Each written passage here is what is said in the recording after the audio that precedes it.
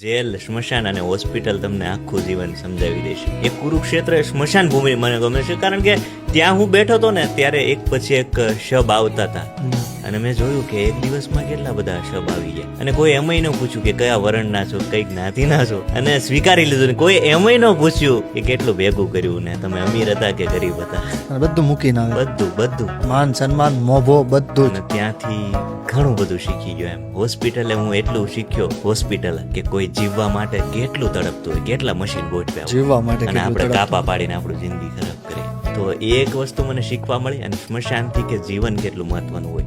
નાની ઉંમરના કેટલા વૈયા ગયા છે, કેટલા ઘરડા થઈને વૈયા ગયા, પણ કોઈએ કાંઈ ઉખાડી નથી લીધું. એમ એટલે તમે કંઈક નવું એવું લાવો, લોકોને કંઈક એવું પ્રેઝન્ટ કરો કે તમે આમ ભલે તમારા દેહને સળગાવી દે પણ તમે કોઈકની યાદોમાં અમર રહી જાવ, કોઈ પુસ્તકોમાં અમર રહી જાવ. એટલે એવું કાર્ય. એટલે આ લખવાનું જે પ્રોપર સ્થાન મને જ્યાં આવ્યું હતું, જ્ઞાન પ્રાપ્તિ થઈ લેખનની, એમ કહી શકો કે સ્મશાન ભૂમિ હતી. હા ભાઈ, અને ખરેખર મેં અનુભવ્યું છે.